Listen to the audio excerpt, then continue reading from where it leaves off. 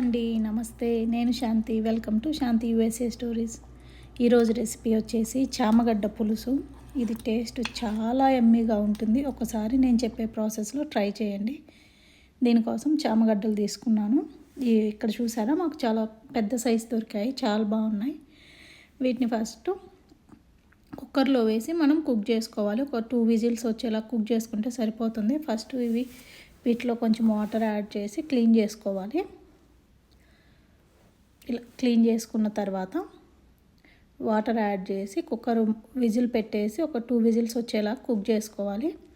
దీంట్లోకి onions, tomato కొంచెం పెద్ద పీసెస్గానే కట్ చేస్తున్నాను. ఇవి మిక్సీ వేసేస్తాము, సో పెద్ద పీసెస్గా కట్ చేస్తున్నాను.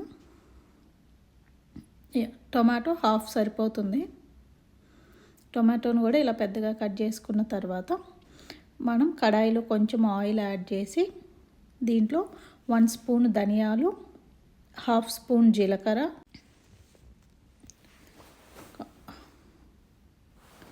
ఇలా ధనియాలు జీలకర్ర యాడ్ చేసిన తర్వాత ఒక 4 ఎండుమిరపకాయలు తీసుకున్నాను. వీటిని హాఫ్గా తుంచి దీంట్లో వేసి ఫ్రై చేసుకోవాలి.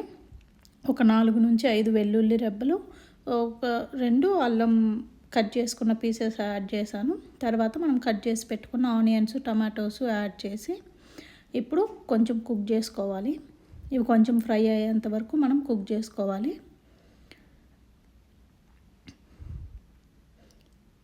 చూసారు కదా, ఇలా మంచిగా కుక్ అయిన తర్వాత ఇవి చల్లారేంత వరకు పక్కన పెట్టేసి చల్లారిన తర్వాత పేస్ట్గా చేసుకోవాలి.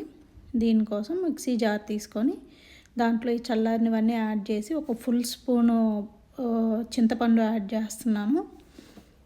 సో ఇదంతా యాడ్ చేసి మనం మిక్సీ బట్టి తీసుకోవాలి. ఇదే దీనికి గ్రేవీ, చాలా బాగుంటుంది ఈ గ్రేవీ టేస్ట్.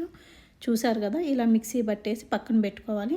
ఇప్పుడు కుక్ అయిన చామగడ్డలు తీసుకొని దీనిపైన పొట్టు ఒళ్ళు చేయాలి. ఈ పీల్ తీసేస్తే సరిపోతుంది. ఇవి చూసారు, ఇవి మనం పీల్ చేసేటప్పుడు భలే జారిపోతూ ఉంటాయి. ఇలా మన కుక్ అయిన చామగడ్డలన్నీ పీల్ చేసి, ఇవి కొంచెం పెద్ద సైజు ఉన్నాయి కాబట్టి నేను 3 పీసెస్గా కట్ చేస్తాను. అవి చిన్నవి అయితే చామగడ్డలు మనం డైరెక్ట్గా వేసేసుకోవచ్చు. ఇవి చాలా పెద్దగా ఉన్నాయని నేను ఇలా 3 పీసెస్గా మొత్తం కట్ చేస్తున్నాను. ఇలా అన్నీ కట్ చేసి ఒక బౌల్లో పక్కన పెట్టేశాను.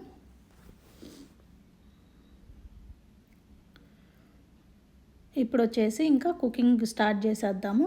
అదే ఫ్రై చేసుకున్న ప్యాన్లో కొంచెం ఆయిల్ యాడ్ చేసి దాంట్లో ఒక 1/4 స్పూన్ ఆవాలు, జీలకర్ర యాడ్ చేశాను.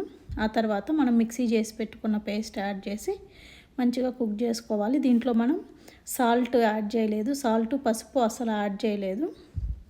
సో ఇది కొంచెం కుక్ అయిన తర్వాత ఈ స్టేజ్లో మనం కొంచెం సాల్ట్, పసుపు, కారం మన స్పైస్ని బట్టి యాడ్ చేసుకోవచ్చు. మనం ఆల్రెడీ ఎండుమిరపకాయలు యాడ్ చేసాం కాబట్టి కొంచెం చెక్ చేసుకొని కారం యాడ్ చేసుకోవాలి. ఇప్పుడు కొంచెం సాల్ట్, పసుపు యాడ్ చేసి అంతా కలిసేలాగా కదుపుకోవాలి. ఇలా అంతా మంచిగా కుక్ అవుతూ ఉన్నప్పుడు మనం కారం కూడా ఒకవేళ తగ్గితే ఈ స్టేజ్లోనే యాడ్ చేసుకోవాలి. నేను వచ్చేసి 1/2 స్పూన్ యాడ్ చేశాను. ఈ కారం కూడా ఈ గ్రేవీలో అంతా కలిసేలాగా కలుపుకుంటూ కుక్ చేసుకోవాలి.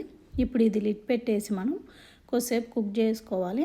దీంట్లో కొంచెం కసూరి మేతి యాడ్ చేస్తున్నాను. ఇది ఉంటే యాడ్ చేయండి, మంచి ఫ్లేవర్ యాడ్ అవుతుంది. లేదంటే కొంచెం మెంతి పొడి యాడ్ చేసినా బాగుంటుంది. ఈ కసూరి మేతి కూడా గ్రేవీలో అంతా కలిసేలాగా కలుపుకొని ఇప్పుడు మనం కట్ చేసి పెట్టుకున్న చామగడ్డ పీసెస్ ఉన్నాయి కదా, అవి వచ్చేసి గ్రేవీలో యాడ్ చేసుకోవాలి.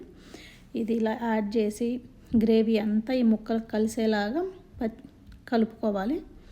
దీంట్లో నేను వచ్చేసి ఒక 5 పచ్చిమిర్చి కూడా యాడ్ చేశాను. ఈ గ్రేవీలో పచ్చిమిర్చి కుక్ అయ్యి చాలా బాగుంటుంది. తినేప్పుడు పచ్చిమిర్చి కాంబినేషన్లో తింటే చాలా బాగుంటుంది. దీంట్లో గ్రేవీకి సరిపోను వాటర్ యాడ్ చేస్తున్నాను. ఇక్కడ మనం గ్రేవీ కన్సిస్టెన్సీ చెక్ చేసుకొని ఎంత వాటర్ పడుతుందో అంత వాటర్ యాడ్ చేసుకోవాలి. చూసారు కదా, ఇలా నాకు ఈ గ్రేవీ టెక్స్చర్ సరిపోతుంది. సో నేను ఇంత వాటర్ యాడ్ చేసి ఇంకా లిడ్ పెట్టేసి కుకింగ్కి వదిలేసాను. ఒక 5 మినిట్స్ కుక్ అయిన తర్వాత దీంట్లో కొంచెం కొత్తిమీర యాడ్ చేసుకొని ఇంకో 2 మినిట్స్ కుక్ చేసుకోవాలి. చూసారా, చాలా చక్కగా కుక్ అయింది. ఇది కర్రీలోంచి ఆయిల్ కూడా బయటకు వచ్చేసింది. అంటే ఈ కర్రీ కుకింగ్ ప్రాసెస్ అయిపోయింది. సో ఇది వచ్చేసి చాలా స్మూత్గా పీస్ అయితే చాలా బాగా కుక్ అవుతుంది. మనం ఆల్రెడీ కుక్కర్లో కుక్ చేసాం కాబట్టి చాలా బాగుంటుంది. ఒకసారి కంపల్సరీ ట్రై చేయండి. ఈ రెసిపీ కానీ మీకు నచ్చితే వీడియోని లైక్ చేసి సబ్స్క్రైబ్ చేసుకోండి.